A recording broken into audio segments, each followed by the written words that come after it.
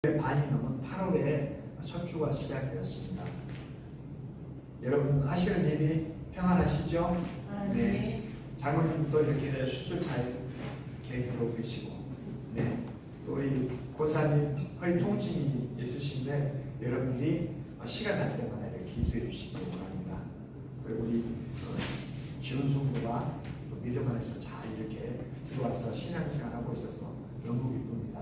또 저에게는 이제 천안이지만 우리 김태현 성도님께서 교회로 나와서 이렇게 봉사해 주시니 얼마나 큰 기쁨인지 모르겠습니다. 이 모든 것이 하나님의 영광이고 또 김수현 사모님께서 이렇게 수고해 주신 결과라고 생각합니다. 그래서 오늘 이제 복음에 참여한 교회 공동체는 우리가 어떠한 일을 할 것인가 제목으로 주님께서 우리에게 필요한 일을 베풀어 주시기 원합니다. 우리가 복음을 믿는다고 할 때 예수님께서 2000년 전에 오셔서 우리의 죄를 위해서 십자가에 죽으시고 부활하셨죠. 주님의 그 부활로만 끝나는 것이 아니라 우리가 거기에 동참한 자들입니다. 그리고 그러한 의식을 가져야 돼요.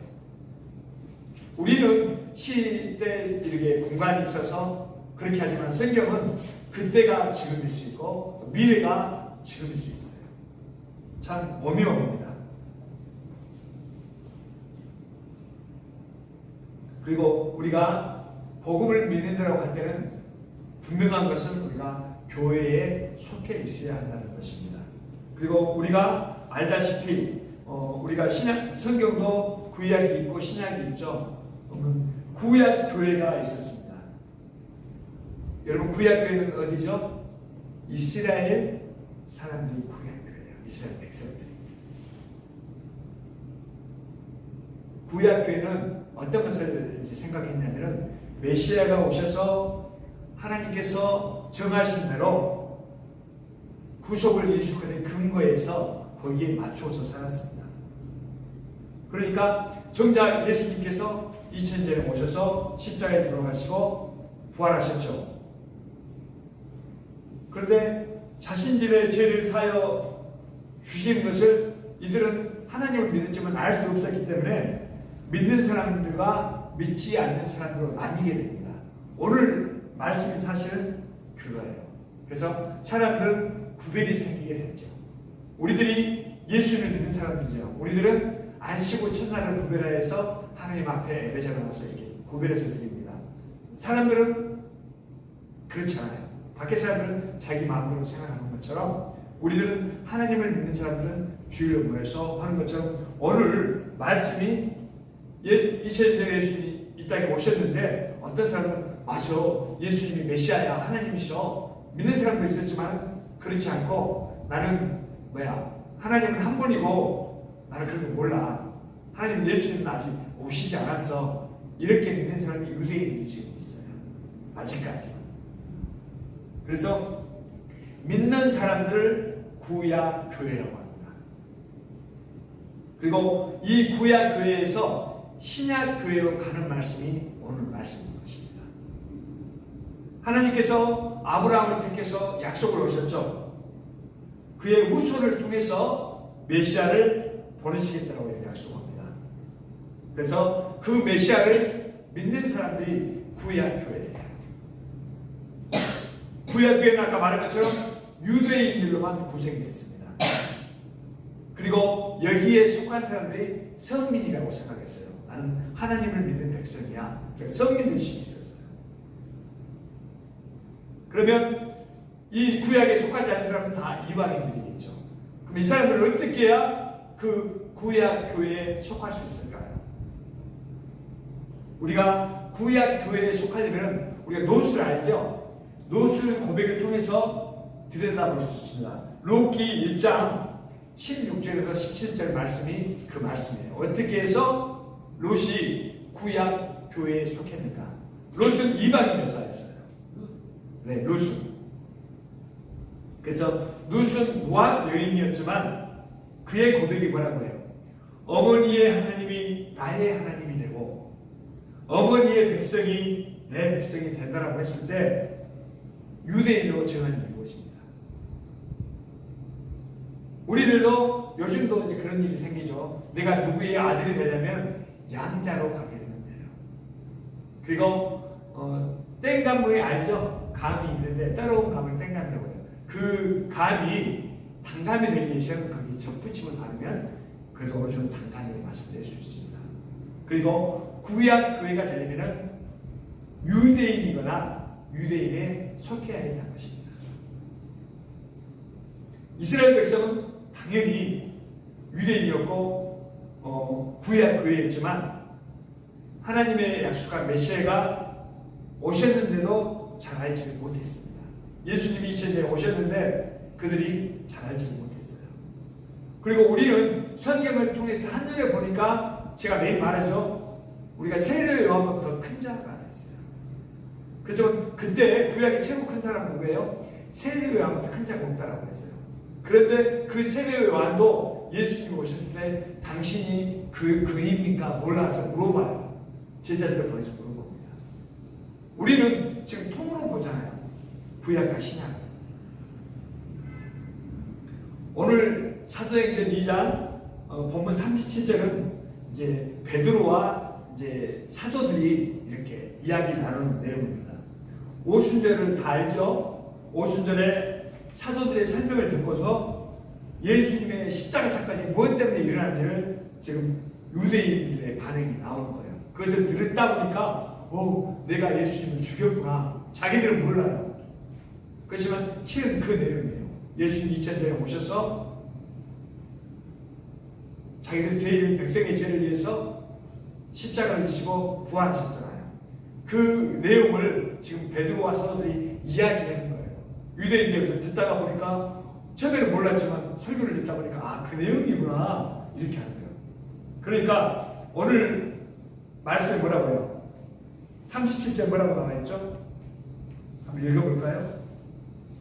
그들이 이 말을 듣고 마음이 들려 베드로와 다른 사도들에게 물어 이르되 형제들아 우리가 어찌할꼬 하거늘. 아멘. 이 말이 무슨 말이냐면은 지금 제가 앞에서 설명을 안 했지만 오늘 내용이 뭐냐면 성전에 모였던 사람이 이제 예배를 드리다 보니까 베드로와 사도들이 이야기를 하죠. 예수님이 어떻게 해서 왔고 사실 우리 죄를 위해서 왔어. 그래서 예수님 십자가에 돌아가시고 부활하셨어. 이런 이야기를 하니까 이 말을 듣다 보니까 그때는 몰랐지만 이제 알게 될 거예요. 마음에 찔림을 받습니다. 이들은 구약 교회에 속했어요. 그렇지만 이들이 모르니까 뭐라고 했어요? 예수님이 십자가 질 때 십자가에 못 박으십시오. 그런데 이 말을 듣다 보니까 자기들이 죄를 발견하게 되는 거예요. 자기들이 죄를 위해서 예수님이 이 땅에 오셨는데 자기들 그걸 모르고 예수님을 십자가에 못 박으라고 했던 사람들이 이렇게 구약 교회가. 그래서 이들의 고백이 뭐냐면 형제들아 어찌할꼬 이런 말이에요. 우리들도 누가 나를 도와줬는데 모르고 있다가 나중에 막 내가 그를 무시했는데 알게 되면 어떻게 돼요? 내가 어찌했으면 좋을까? 우리가 이렇게 탄식하는 것처럼 지금 유대인이 그런 상태예요. 예수님이 자기들 죄를 위해서 왔는데 그때는 뭐 자기 잘난 맛을 살았지만 지금 베드로의 설교를 들어보니까 예수님 나 때문에 왔네. 그래서 내가 어찌할꼬 지금 이렇게 애타하는 마음입니다. 그래서 맞아요. 이것을 복음을 처음 받아들인 사람들의 모습이에요. 그러면 이제 우리가 어떻게 살아야 합니까? 이런 고백이 나와야 돼요. 예수님 감사해서 나는 그럼 어떻게 살아야 돼요? 오늘 이런 고백이에요. 제목이. 그러니 베드로가 설명합니다. 너희가 회개하고 그리스도의 이름으로 세례를 받으라 합니다. 회개는 어떻게 일어납니까? 내가 하고 싶다고 해서 하는 게 아니잖아요. 모르면 회개가 일어나지 않아요. 이것은 성령님의 역사를 일어나는 거예요. 그리고 회개한다. 그 표로 세례를 받는 겁니다. 우리 아직 세례를 안 받으신 분은 이미 우리의 그 마음이 있어요. 근데 그 표로 우리가 정해서 세례를 받는 겁니다. 마태복음 28장 19절 20절은 예수님께서 제자들에게 어떻게 해야 할 것을 요약해 주는 말씀이에요. 예수님께서 제자들에게 뭐라고 해요? 너희들은 가서 모든 족속으로 제자를 삼아 아버지와 아들과 성령의 이름으로 세례를 주고 내가 너희에게 분부한 모든 것을 가르쳐 지키게 하라고. 지키게 하라고. 뭐라고요? 가르쳐서 지키게 해야 되는 거예요. 가르치기만 하면 안 돼요. 지키게 해야 돼요. 교회가 배우기만 하니까 뭐예요? 머리만 커질 수 있어요. 이제 요즘은 유튜브라든지 많은 선교자들이 있으니까 그걸 보고 자기의 머리는 커지는데 행동이 없어요. 운동도 마찬가지예요. 잘 먹어야 하고 뭐 해야 돼요? 운동을 해야 돼요. 그래야 건강한 몸이 됩니다. 그래서 우리는 행동으로 옮길 수 있어야 됩니다. 그래서 제자된 사람들에게 베풀고 가르쳐 지키게 하라고 예수님이 명령하시고 계십니다. 유대교는 예수 그리스도께서 메시아로 왔다는 걸 인정해요, 안 해요? 인정하는 사람도 있고 인정하지 않아요. 그래서 지금까지도 그들은 메시아가 오기를 기다리고 있어요. 그래서 그들을 위해서 우리 교회에 이렇게 헌금을 하면서 기도해 주십시오 하시는 분도 계시더라고요. 우리가 기도의 제목을 놓고 하죠. 유대인들이 돌아올 수 있도록. 아직 그들은 예수님이 메시아라고 생각하지 않아요.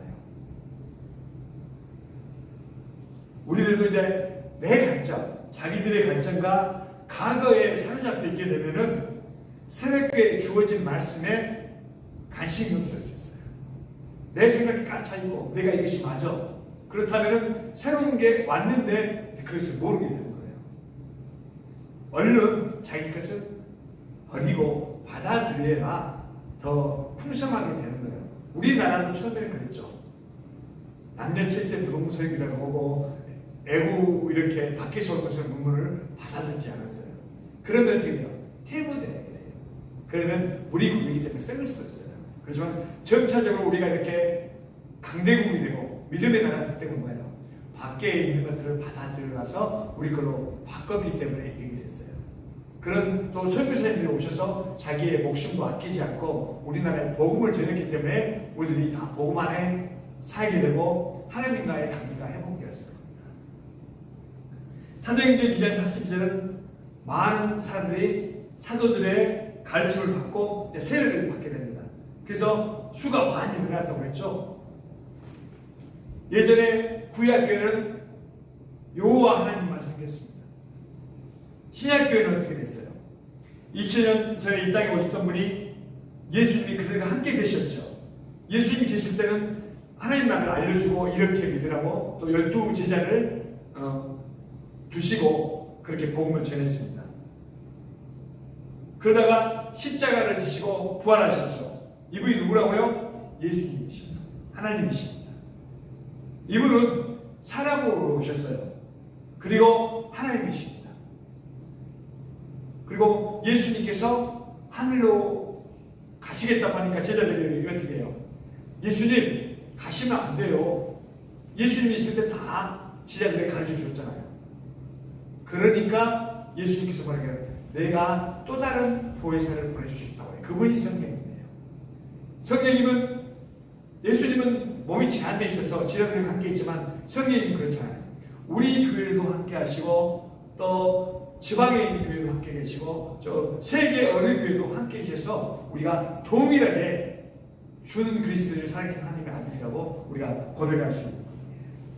그리고 성령님을 보혜사라고 하는데 보혜사는 우리를 보호하시고 은혜를 베푸시고 가르쳐 주시는 선생님이라는 거예요.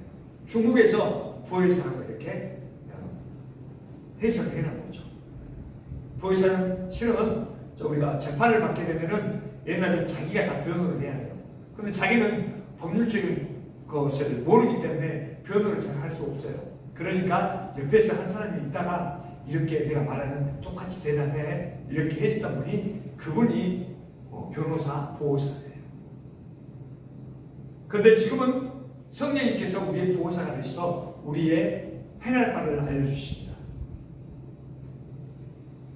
구약 교회에 속했던 사람은 대부분이 예수님을 하나님으로 알지 않았어요. 또 성령님을 하나님이라고 생각하지 않았어요. 구약에도 제사를 드렸죠. 구약에. 지금으로 말하면 예배를 드렸죠. 신약에도 예배를 드립니다. 근데 예배가 틀려요. 구약에는 오로지 유일신 하나님께만 예배를 드렸어요. 신약에는 어떻게 해요? 한 분 하나님은 삼위일체 하나님께 예배를 드립니다. 이게 제사기도 확대가 되었습니다. 그리고 사도의 가르침에 따라서 변화를 맞습니다. 예수님께서 오셔서 12사도를 세우셨죠. 그런데 가룟 유다는 제 길로 갔기 때문에 그 빈자리를 제를 뽑아서 마띠아를 선출했습니다. 그래가지고 12명이 되었어요. 그리고 그 바울이 이방인의 사도로 세움을 받았기에 이 세상에 사도는 13명인 겁니다. 누가 사도네 이렇게 말하면 그것은 안 되는 거예요. 예수님과 같이 이렇게 행동했던 사도는 13명입니다. 그리고 이들이 죽은 다음에 사도가 있어요? 사도는 더 이상 있지 않아요. 예수님과 같이 했던 분들이 사도예요. 그리고 사도가 이 땅에 없지만 사도가 그 예수님의 같이 했던 그 행적을 신약 성경에 기록해 놨어요. 그래서 우리가 그 성경을 따라가는 것입니다. 교회는 뭐라고 그랬어요? 이 건물보다는 그리스도와 함께 죽고 살아난 사람들이라고 했습니다. 이 사람들을 교회라고 해요. 이 사람들의 특성은 뭐예요? 주님께서 이렇게 하는 게 좋겠다 하면 우리의 생각을 그렇게 해 나가는 거예요. 주님 그것은 아니야. 이게 하면 좋을 것 같은데 그러면 내 생각을 거기에 맞춰서 동의해 가는 사람들을 예수님의 제자들로 믿는 사람들의 특성이라고 할 수 있어요. 마태와 요한은 예수님의 제자디요. 그러니까 사도입니다. 그러나 오늘 성경에 보면은 마가도 있고 누가도 있어요. 이들은 사도가 아니에요.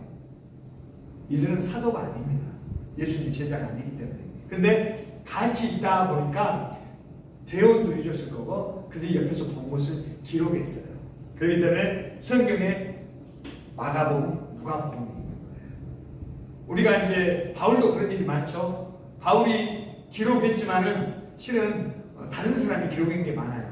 예, 바울은 눈이 안 좋아요. 보이지 않기 때문에 내가 이렇게 적을 테니까 좀 받아 적어줘. 이렇게 대필했던 것이 많아요. 그럼 그 누가 적은 거예요? 바울이 적은 거지만은 네, 이런 것처럼 이제 내가 어려워서 불편해서 못 오면 아내에게 또 우리 처남에게 좀 이렇게 해주십시오 하면은 물론 내가 적은 거죠 그게. 그렇지만 이렇게 대필을 해줄 수 있는 거예요. 주변에서 잘 알기 때문에 이렇게 오늘 누가와 이렇게 마가가 이렇게 기록했습니다. 그리고 사도는 이제 더 이상 있지 않다고 말씀드렸습니다. 그리고 지금은 어떻게 있죠? 사도들의 가르침에 근거해서 그 말씀을 잘 풀어서 가르치는 목사님이 있는 겁니다. 그러면 교회 공동체 우리가 모여서 해야 할 일이 뭐가 있어요? 오늘 그 말이 나와 있던데 아까 성경에 한번 찾아볼까요?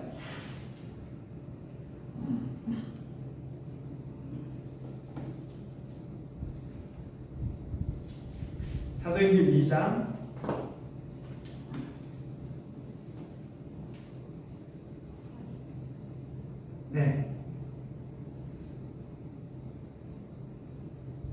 42절 시작. 그들이 사도의 가르침을 받아 서로 교제하고 떡을 떼며 오로지 기도하기에 쓰니라. 아멘. 나와있죠. 서로 교제하고 떡을 떼며 오로지 기도하기를 힘쓴다고 이렇게 나왔습니다. 교회가 해야 될 일이에요.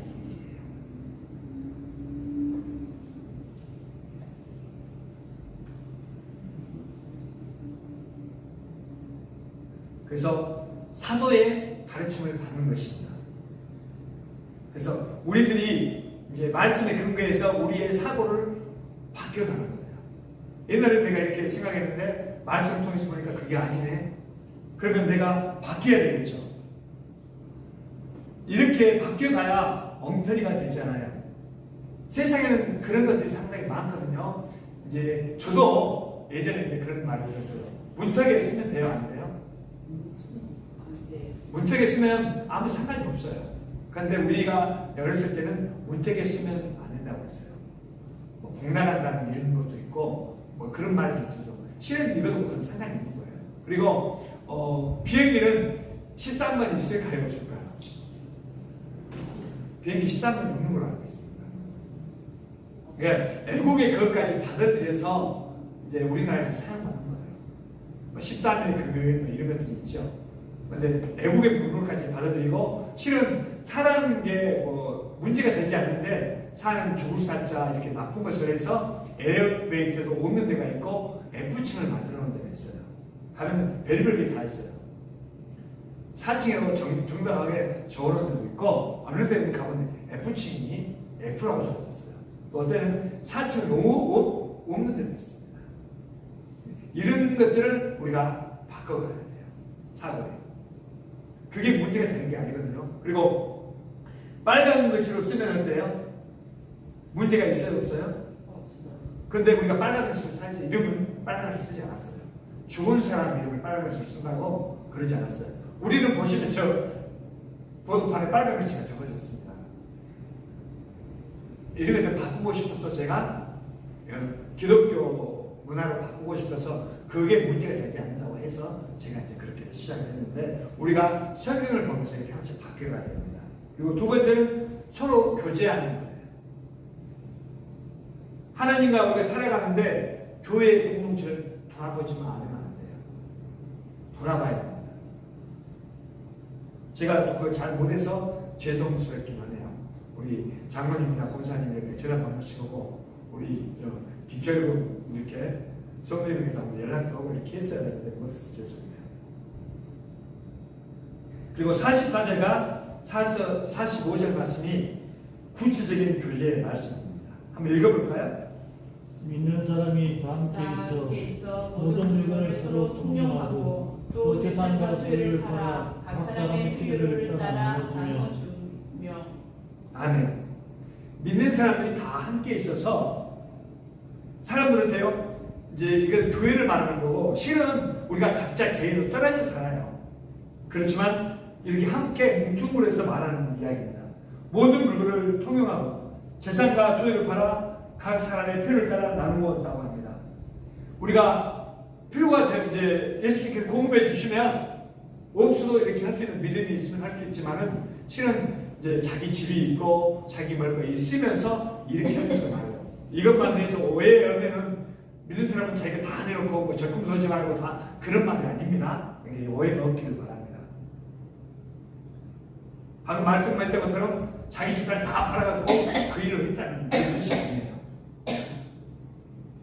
각각 살아갈 수 있는 사유 재산은 있지만 필요하면 헌신해서 내놓았다는 거예요.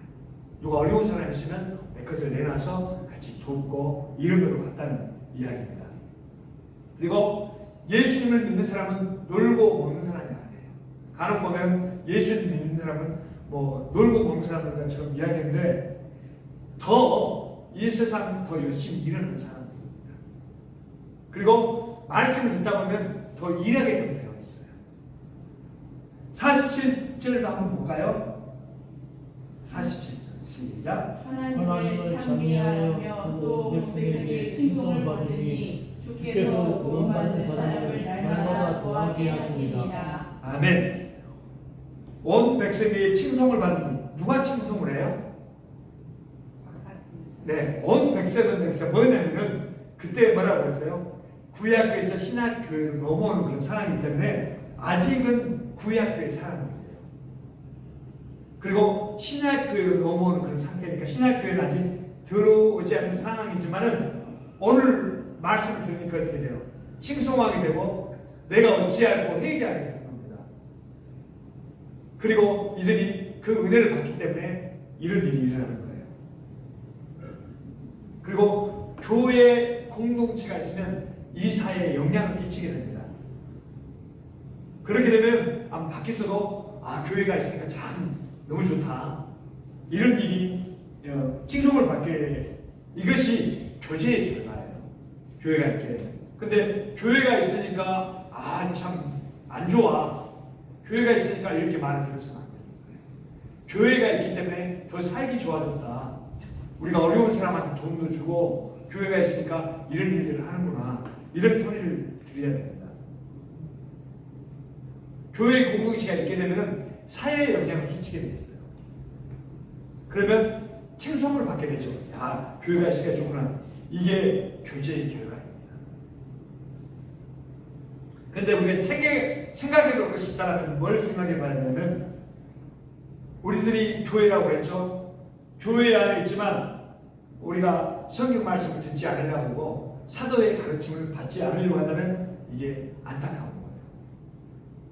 그리고 우리가 말씀도 안 들을 뿐더러 같이 모이지도 않고 교제하러 안 나간다면 이건 잘못된 것이겠죠. 우리가 교회 안에서 더불어 살아가려면 어떻게 해야 돼요? 내 주장을 내세우면 살아갈 수가 없습니다. 그렇기 때문에 예수 믿는 사람들은 손에 나는 삶을 사는 거예요. 근데 어떤 분들은 그렇지 않은 것처럼 말하지만 그렇잖아요. 내가 다른 사람을 얻기 위해서 손에 나는 삶을 삽니다. 내가 아내와도 이렇게 행동하다 보면 내 걸 너무 주장을 하게 되면 다툼이 있게 돼요. 그러니까 우리 제 아내가 자기 것을 이렇게 포기해주면 또 이렇게 가는 부분이 있더라고요. 우리는 세상을 살아가면서 손해보는 사람들입니다. 예, 예수 그리스도 가진 평안을 얻기 위해서. 그러니까 우리가 손해보지만 우리에게 기쁨이 있다고 말씀드렸죠. 이 세상은 무한 경쟁 사회예요. 대통령이 되기 위해서, 뭐든 당선되기 위해서, 하물며 학교의 반장이 되기 위해서도 경쟁을 합니다. 그리고 교회도 이제 간혹하면 이런 것들을 해요. 경쟁을 합니다. 그래서 이 세상의 기준을 따라요. 어느 교회는 너무 멋지게 했더라. 좋은 방향으로 있지만은 너무 멋을 추구할 때 교회는 교회됨이 없어지게 될 수 있어요. 예수님께서는 원수를 사랑하라고 하십니다. 우리의 노력을 할 수 있어요? 우리의 노력을 할 수 없습니다. 성령님께서 우리의 마음을 변화시킬 때 그게 가능해요. 그러면 그 사람이 예쁘게 보여요. 그 사람이 아름답게 보여요. 성령님의 역사로 가능해요. 우리는 할 수 없으니까 말씀을 듣고 이 말씀을 매일 되새기며 우리가 묵상하는 거예요. 그리고 우리가 말씀을 이렇게 배우고 가르침을 받죠. 교제하는 방식이 떡을 떼는 거예요. 떡을 뗀다. 이게 교제하는 방식입니다. 그런데 떡을 떼는 방법이 두 가지가 있어요. 첫째는 같이 식사를 하는 거예요. 우리가 교회로 오면 어떻게 되죠? 같이 식사를 하죠. 이게 떡을 떼는 방법이에요. 그러면 그때 우리의 마음도 열게 되고 다 자기의 이야기를 하게 됩니다. 교회는 우리가 먹는 거 상당히 중요해요. 교회가 먹으러 와서 이렇게 말하는데 먹으러 왔어요. 첫째는 말씀을 먹으러 왔고요. 두 번째는 이 교제를 통해서 먹으러 왔습니다. 그리고 떡을 뗀다는 것은 성찬을 의미해요. 성찬은 예수님께서 하라고 명령하셨죠. 예수님이 죽고 살아나셨잖아요. 그것을 생각하면서 성찬을 하는 겁니다. 그 성찬 다음에는 애찬이 있어요. 그게 이렇게 교제를 나누는 거예요. 성찬도 교제지만 애찬이 있는데 이제 하도 이러다 보면 이런 방향으로 가기 때문에 교회에서 그런 말을 많이 했죠.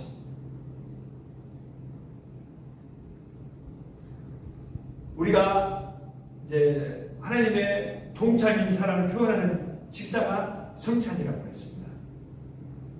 그리고 이것을 떡을 뗀다라고 했어요.